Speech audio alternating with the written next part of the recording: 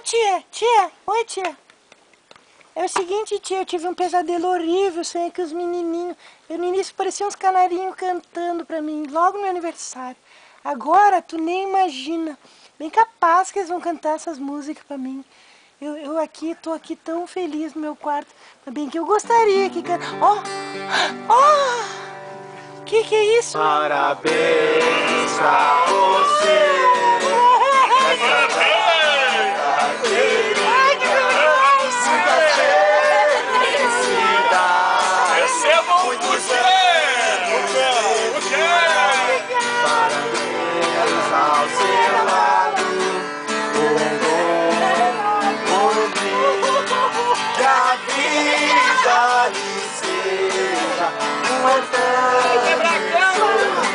Vai quebrar!